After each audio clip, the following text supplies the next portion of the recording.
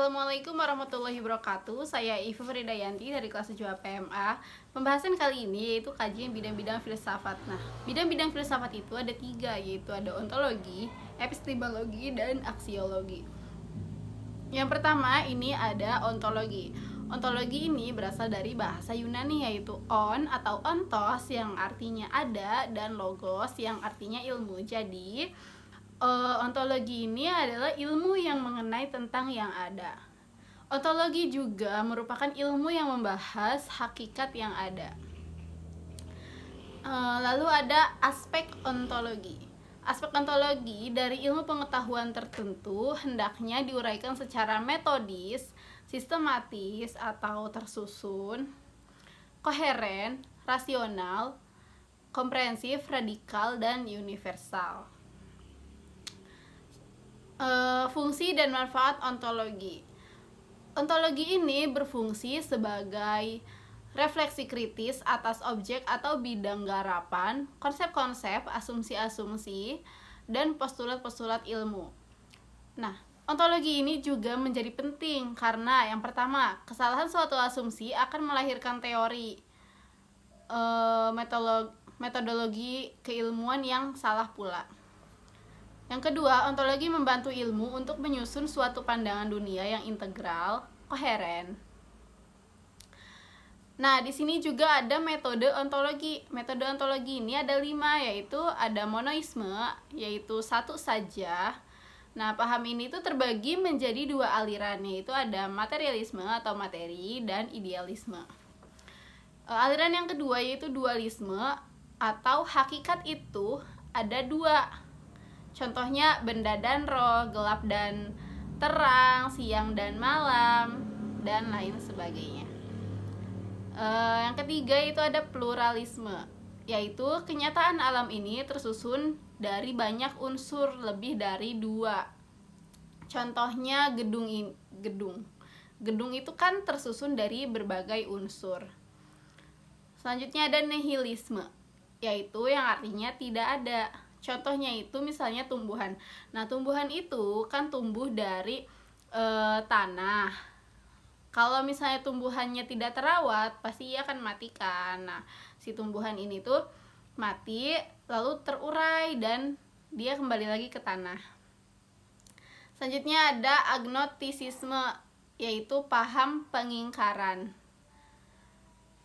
Nah, yang kedua, epistemologi. Epistemologi ini berasal dari bahasa Yunani, yaitu epistem yang artinya pengetahuan dan logos yang artinya ilmu. Jadi, epistemologi merupakan teori pengetahuan. Menurut Rizal 2001 halaman 16. Nah, pastikan kita seringkali bertanya, bagaimana sih kita mendapatkan ilmu, mendapatkan pengetahuan, bagaimana para ilmuwan memperoleh pengetahuan, terus juga sampai batas mana pengetahuan itu. Nah, jadi di epistemologi ini ia mengkaji mengenai apa sesungguhnya ilmu, dari mana sumbernya ilmu, serta bagaimana proses terjadinya. Jadi di epistemologi ini dikaji tentang pertanyaan-pertanyaan yang tadi. Nah, epistemologi ini memiliki aliran-aliran. Yang pertama ada aliran rasionalisme. Aliran ini semua pengetahuan bersumber dari akal pikiran atau rasio. Nah, yang kedua aliran empirisme. Pada aliran ini semua pengetahuan manusia diperoleh melalui pengalaman indera. Seperti kita ketahui, indera itu banyak kan, kayak indera penglihatan, indera perasa, dan lain sebagainya. Selanjutnya ada realisme. Realisme, pada aliran ini objek-objek yang kita serap lewat indera adalah nyata dalam diri objek tersebut. Lalu ada aliran positivisme. Nah, Auguste Comte memiliki pandangan sejarah perkembangan umat manusia dapat dikelompokkan menjadi 3 tahap, yaitu ada tahap teologis, yang artinya manusia masih percaya pengetahuan atau pengenalan yang mutlak. Terus ada tahap metafisis, yaitu pemikiran manusia berusaha memahami dan memikirkan kenyataan tapi belum mampu membuktikan dengan fakta. Yang ketiga, tahap positif. Pada tahap ini ditandai dengan pemikiran manusia untuk menemukan hukum-hukum dan saling berhubungan lewat fakta. Lalu aliran yang keenam yaitu ada skeptisisme. Pada aliran ini katanya indera adalah bersifat menipu atau menyesatkan. Yang ketujuh, aliran pragmatisme. Nah, pada aliran ini tidak mempersoalkan tentang hakikat pengetahuan, namun mempertanyakan tentang pengetahuan dengan manfaat atau guna dari pengetahuan tersebut. Nah, di sini juga ada hubungan epistemologi dengan ilmu-ilmu lainnya. Yang pertama, hubungan epistemologi dengan ilmu logika. Nah, ilmu logika ini adalah suatu ilmu yang mengajarkan tentang metode berpikir benar, yakni metode yang digunakan oleh akal untuk menyelami dan memahami realitas eksternal sebagaimana adanya dalam penggambaran dan pembenaran. Yang kedua, hubungan epistemologi dengan filsafat. Pengertian umum filsafat adalah pengenalan terhadap eksistensi, realitas eksternal, dan hakikat keberadaan. Selanjutnya ada hubungan epistemologi dengan ilmu tafsir dan teologi. Nah, teologi ini adalah ilmu yang menjabarkan proposisi-proposisi teks suci agama dan penyusunan argumentasi demi mempertahankan peran dan posisi agama. Ilmu tafsir adalah suatu ilmu yang berhubungan dengan metode penafsiran kitab suci. Jadi, epistemologi ini berperan sentral sebagai alat penting bagi kedua ilmu tersebut, khususnya pembahasan tentang yang terkait dengan kontradiksi ilmu agama. Selanjutnya yaitu aksiologi. Aksiologi ini berasal dari bahasa Yunani yaitu aksios yang artinya nilai dan logos yang artinya ilmu. Jadi, aksiologi itu adalah ilmu tentang nilai. Pada aksiologi ini lebih ke fungsinya gitu.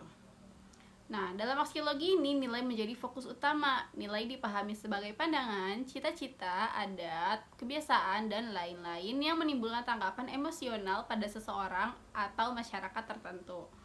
Nah, dalam filsafat, nilai akan berkaitan dengan logika, etika, dan estetika. Logika akan membantu manusia dalam menempuh jalan yang paling efisien dan menjaga kemampuan yang salah dalam berpikir. Dengan kata lain, orang dapat berpikir secara benar. Misalnya 2 tambah 4 itu kan hasilnya 6. Nah, selain 2 tambah 4 itu 6 itu dihasilkan dari mana aja sih? Kan bisa aja 3 tambah 3, 1 tambah 5 gitu dan lain sebagainya. Nah, yang kedua ini ada etika. Tujuan dari etika adalah agar manusia mengetahui dan mampu mempertanggungjawabkan apa yang ia lakukan. Kayak misalnya tuh 2 tambah 4 itu kan 6. Dia tuh bisa mempertanggungjawabkannya. Nah, kita hitungkan misalnya 2 nih, kita punya 2. Tambah lagi 4, 5. Kan 2. Tambah 4, 2, 3, 4, 5, 6. Maka benar kan hasilnya 6. Selanjutnya ada estetika. Estetika akan dikaitkan dengan seni karena estetika ini lahir dari penilaian manusia tentang keindahan. Kayak misalnya tuh kan kita menggambar persegi. Kalau pakai penggaris itu kan lurus, terus perseginya jadi bagus. Nah, kalau misalnya nggak pakai penggaris, kadang kan suka meleot-meleot gitu kan perseginya. Nah, gitu. Nah, beberapa sikap sosial yang mungkin dilakukan ilmuwan sebagai cerminan tanggung jawab sosial antara lain. Yang pertama, menjelaskan semua permasalahan yang tidak diketahui masyarakat dengan bahasa yang mudah dicerna. Yang kedua, mempengaruhi opini dalam rangka memunculkan masalah yang penting untuk segera dipecahkan. Yang ketiga, meramal apa yang terjadi dengan sebuah fenomena. Yang keempat, menemukan alternatif dari objek permasalahan yang menjadi pusat perhatian. Yang kelima, di bidang etika, ilmuwan tidak hanya memberikan informasi tetapi juga memberikan contoh. Jadi kalau dalam matematika itu kan ada teori. Nah, jadi nggak cuma teori, harus ada contohnya supaya dapat mudah dipahami. Nah, untuk apa sih filsafat ilmu itu digunakan? Nah, filsafat digunakan sebagai kumpulan teori, digunakan untuk memahami dan mereaksikan dunia pemikiran. Lalu filsafat juga sebagai pandangan hidup. Filsafat juga sebagai metodologi dalam memecahkan masalah. Sekian, terima kasih. Wassalamualaikum warahmatullahi wabarakatuh.